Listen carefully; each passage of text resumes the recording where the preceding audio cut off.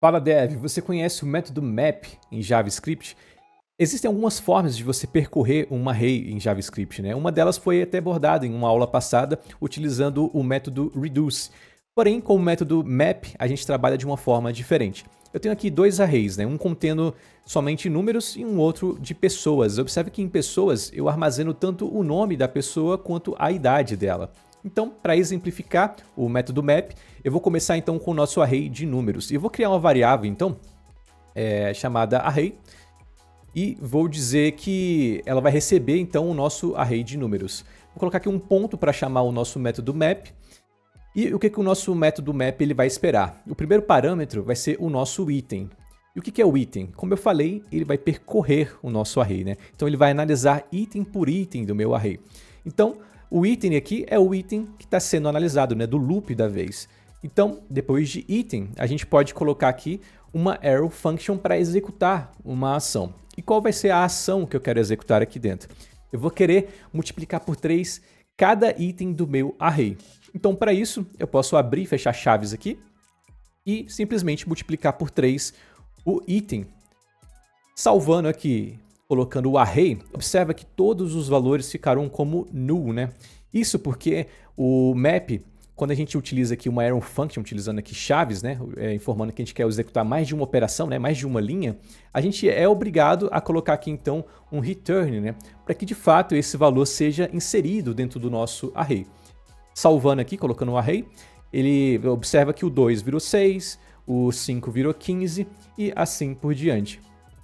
E você pode estar pensando, né? Pô, Gustavo, mas ele parece muito com o for each, né? E de fato, né? Se a gente converter aqui para um for each, eu vou salvar do jeito que está aqui. Observa que o valor ficou como undefined, né? Isso por quê? Porque o for each ele não é capaz de, dentro dele, exportar um valor, né?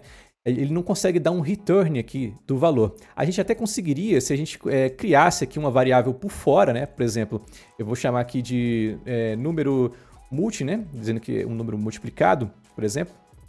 E vou criar aqui abertura e fechamento de colchetes para dizer que ele é um array. E aqui, ao invés do return, eu vou dar um número multi e vou puxar aqui um push para poder inserir esse valor dentro do nosso array número multi. Agora, pegando o número multi e colocando aqui dentro, né, para visualizar no navegador, observa que a gente tem exatamente a mesma coisa.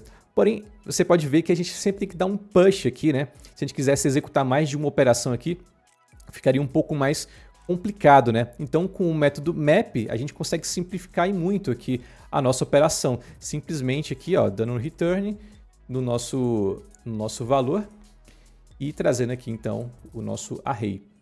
E o que eu posso querer fazer mais, né? Como eu falei, eu posso executar mais de uma operação aqui dentro, né? Então, por exemplo, eu posso verificar se aquele número é um número ímpar, e se ele for ímpar, só assim eu vou multiplicar ele por 3. Então, eu vou criar um if aqui dentro, e eu vou fazer módulo de 2 aqui no item, né?